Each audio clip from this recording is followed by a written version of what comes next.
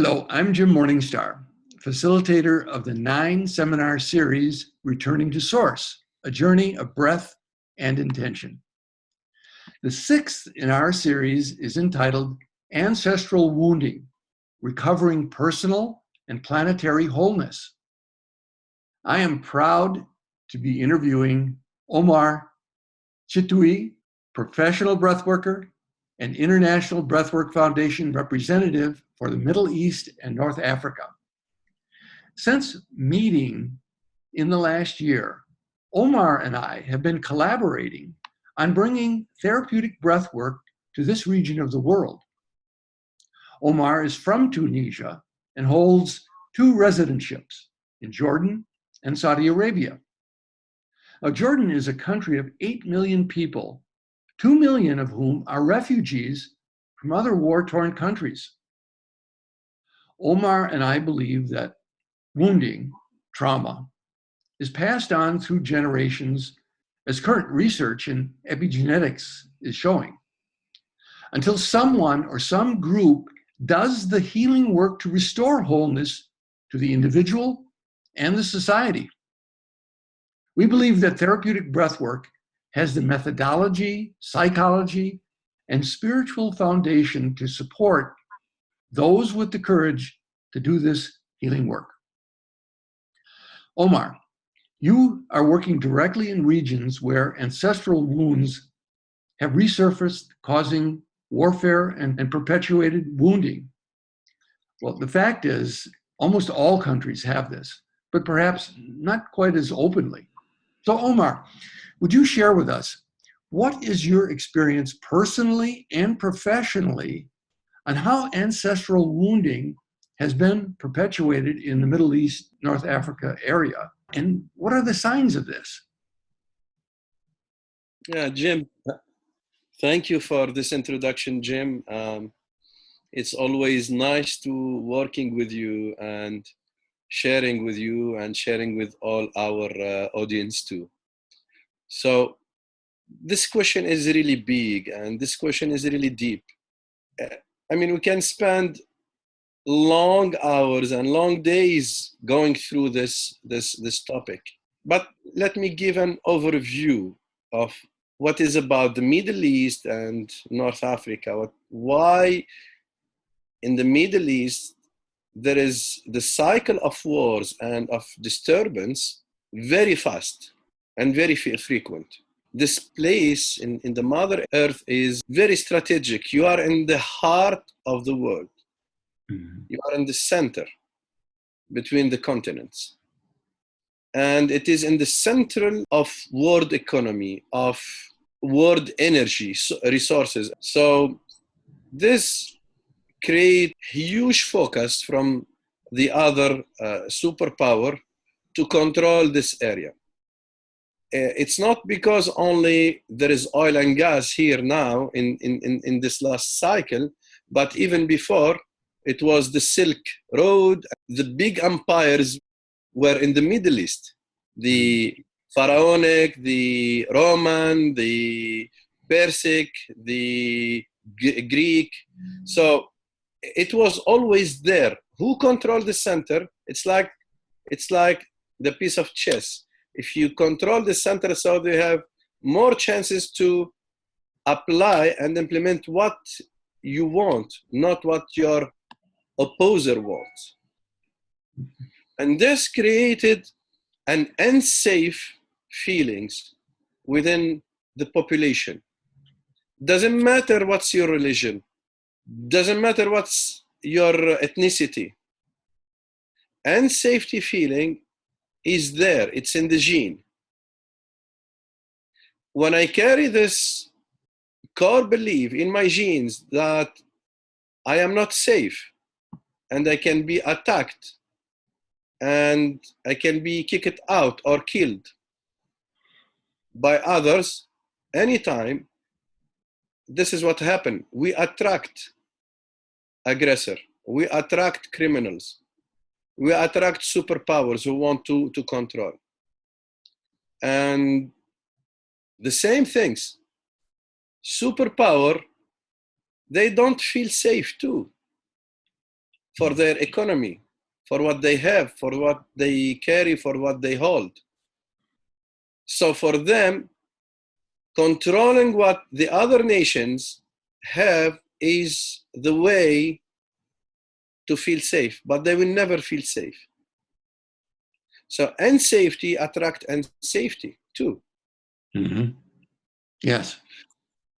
And when we say war,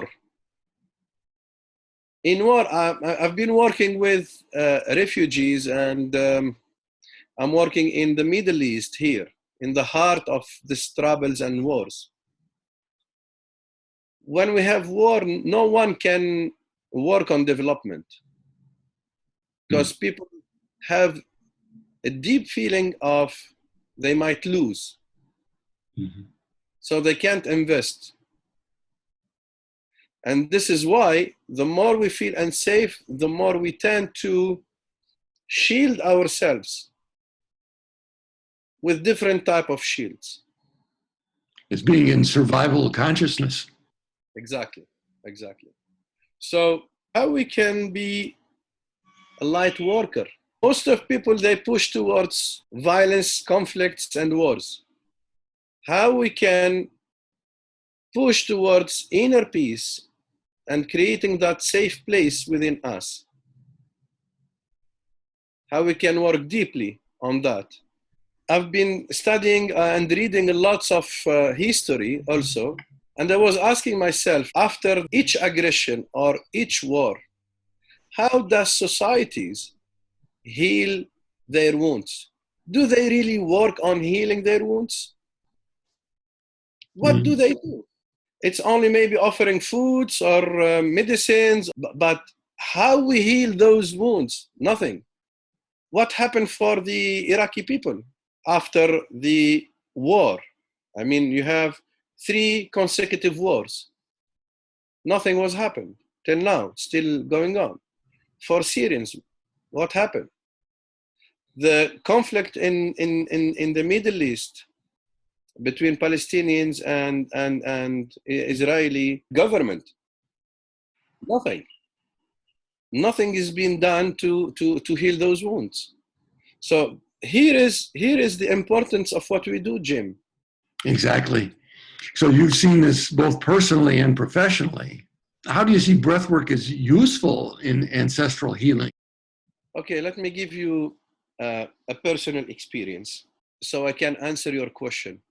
Mm-hmm. I belong to a family who has a long history of being resisting and opposing to colonialism or to any kind of dictatorship. And my father, my grandfather, and the previous generation, they faced lots of attempt to be killed for political reasons mainly. And when I've been raised in such environment, one of the core belief is to, for me, I have to defend the rights, the human rights of people and of myself. But I never was feeling safe. I thought defending will bring me safety. Yes, it creates another environment where you can build certain elements of safety. But it does not heal the wounds of generations. Yes. All right? So, and me too, I had also in a certain period of my life when I was a teenager, I was in a process of destroying myself, involving myself in this conflict and etc. So, and then when the pain has reached the ceiling, so I start questioning myself. How can I stop my pain? Am I really going into the right direction? How can I offer the others what we are all looking for while I don't have it? And this is how I start working on myself, digging deeply, going through the experiences of my father and how he was about to be jailed, how he ran away many times, how he was not present for us, how he faced death many times. Mm. And then going back to his father, and I went back also to my grandfather. How we can stop this process? How we can stop this cyclicity and repetition? And when I was looking to the conflict in general, in the starting, it was who has right and who is wrong. Mm. But now my vision, it's not about who is wrong and who's right. Now my vision, it's how to make our life and this earth more peaceful place to live together. Yes. Out of any complex. So when I start working on myself, I first allocate where is the source of the threat that is threatening my inner peace. And then I found a link between me and my father. It was the same causes. And then I found a link also between the same causes of my father and the causes of my grandfather. Then I went to dig more within our population. You know, what population lives or face, it's the same things like what we live. We have a common consciousness. Yes.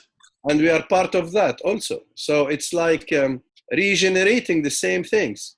So why we have certain population who have a long period of peace and other population that does not have this long period of peace as a cyclicity, it's a pattern also. When I start offering myself the safety feelings that I was lacking of, then things has been changed in my life. That things start prospering in my life. And I stopped attracting aggression also, like I used before. I stopped being that person expecting the threat from anywhere. How did breath work help this process for you? Breathwork, it was the deepest technique because I have tried many other techniques. It helped, but not so much deeply, and going into the core of this causes. Yes. I start breathing consciously, and then I went deeply in my subconscious. I was working a lot with inner child. This inner child who was not able to feel safe because he was not able to see his father for long years. Mm. Because I used to see and hear my mom talking with some of our family members, or when I was young, with her friends, talking about what her husband is facing and that she's worried about him. She doesn't know when he can again manifest. Will he be back alive, or he will disappear? Mm. Is he still alive, or he was killed? Yes. So being a child, I was recording everything. Yes, absolutely. Recording her feelings. I still remember the way my mother, she was checking the door of our house if it's very well locked or not. Mm-hmm. Because she's alone. Me and my brother only. So all this was an environment which does not give us feeling of safety.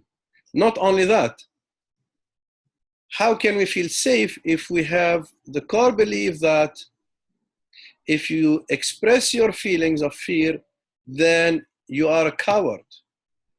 Yeah. Then you are not strong, you are weak. So holding my feelings, holding and transforming it into emotions, emotional charges, was the one that attracting all this unsafety feelings. Yes. Till I start breathing consciously and connecting with my inner child, allowing him to express what he was not able to express it in those events in that moment. Because expression is one of the fundamental, natural aspects of our being. So if I'm not allowing myself to express my truth, my feelings openly, freely, and fully, how can I feel safe with myself? Yes. If I was feeling or carrying this core belief that if I express or cry, I'm becoming weak. No one wants to be weak. It's a whole different kind of strength to own your feelings and move forward in the face of them. In fact, even be energized towards getting what you really want and what creates safety in your world through expression, as you just said, which is a natural part of being human, rather than masking it, letting it build up and let someone else come along to set you off. And then you have the right to express your feelings because someone else provoked you. Exactly. Exactly, Jim. Right. Exactly. So you took ownership of your inner life. And then what prompted you to start sharing this with others, Omar? Well, it's about helping others, because when I help others, I'm helping myself. Mm-hmm. It's when our awareness and consciousness, when it come to be, when start expanding, and we start to believe strongly and deeply that also creating an environment and creating a community who also can feel safe. Yes. Omar, this is beautiful. What challenges have you run into in doing this work, in bringing light and bringing breath to your family and your community and the whole Middle Eastern, North African world? Well, challenges are a lot, but persistency is the best answer. Our intention and persistency is the best answer. Mm-hmm. And when I'm talking about working with refugees, was not an easy job at all. Many organizations will tell you no, who you are. For them, it's certain rules and you have to follow it. So I was looking for the way, where is the best door to get inside. So it requires lots of contacts, knocking the doors of others, explaining what is about breath work, and asking them, giving them also breath sessions and breath exercise. And then when they try it, they experience it, they said, yes, you can go. Mm-hmm. And still, there is a lots of obstacles, especially when we work with NGOs, bureaucracy, a lots of limitation. Because when you talk about NGOs, you are not only talking with this structure only. Those NGOs is working in a country where there is also a whole state behind, whole structure behind. Mm-hmm. But the experience which I have done, it was a beautiful experience. Mm-hmm. Still working, still going on. That's beautiful. Just for our information, what does NGO stand for? NGOs is non-governmental organizations. I see. Okay. With international NGOs. So you've had to become quite adept at working with organizational structure as well as working with individuals. In a sense, it's like bringing peace or bringing breath to groups of people as well as to individuals themselves. Exactly, Jim. Let me tell you something, Jim. If we could work and create the shift within us, then we can help the individuals. And if we can help the individuals and accumulating also experience and lots of knowledge with working with them, then we can move and work on any kind of structure, whether if it's organizations, NGOs, governmental or non-governmental, corporates or establishments, even governments. Because what is those structure? It's only the projection of the human mind. Correct. Structure, process, and core beliefs. I use always to say to my clients, whether they are corporate or organizations, what you face as challenges is just the projection, the result of your core belief. So check your core belief on the process level and on the structure level. And you will find the one that it has to be modified or changed. Then things will change. That's beautiful work, Omar. You know, you gave me a direct experience of the power of this in our first workshop that we collaborated on. Now, indeed, it was a small group of people. There were 13 women, but they represented 6 different countries. And they were, from my perspective, they were like little angels or representatives to go back to their countries with the energy that you help them breathe into their bodies and into their cells. Now, I was not there in person, but I was there via video conferencing, both talking and meeting each of these people after they did their breath work. And they were radiant beings.